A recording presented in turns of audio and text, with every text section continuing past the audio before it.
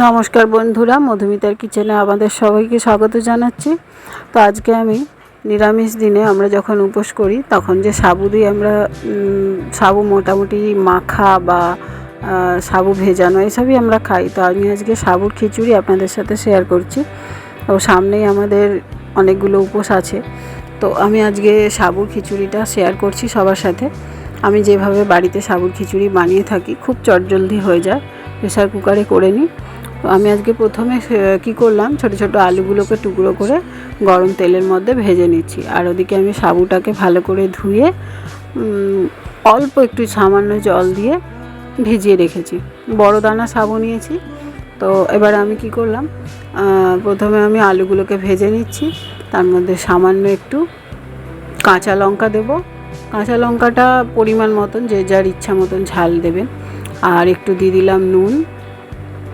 আর গোটা কাঁচা লঙ্কাই আমি দিয়েছি, আমি অতটা বেশি ঝাল পছন্দ করি না তাই। আর একটু মুগের ডাল দিলাম। আলুর সাথে মুগের ডালটা আমি ভেজে নিচ্ছি। এর মধ্যে নানা রকম সবজিও দেওয়া যায়, আমি সবজি কিছু দিচ্ছি না, নর্মালি সাধারণ একদম সিম্পল রেসিপি বানাচ্ছি। আলু আর মুগের ডাল, টমেটো আর কড়াইশুঁটি দিয়ে। টমেটো কুচিগুলো দিয়ে দিলাম, নাড়াচাড়া করে নিচ্ছি ভালো করে। গোটা জিরে দিয়ে দিলাম, তেজপাতা দিয়ে দিলাম,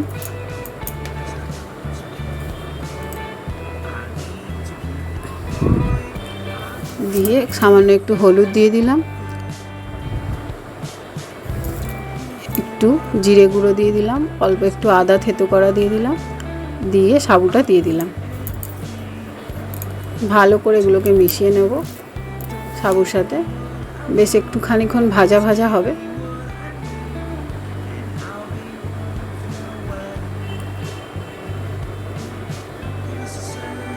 দেখুন কালারটা এইভাবে এইরকম এসছে।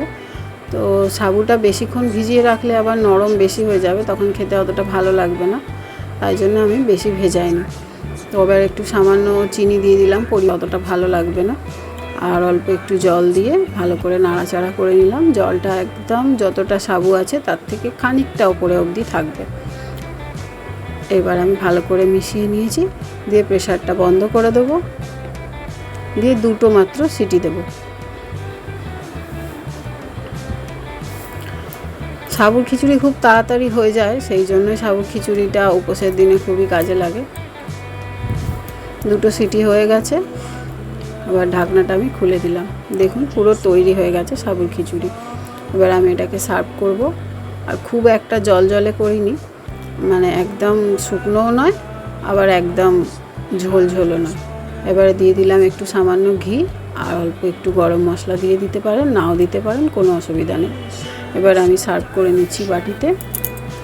তো এটা সারাদিন পর রাত্রিবেলা উপোস ভাঙার পরে এটা খেতে কিন্তু ভালোই লাগে।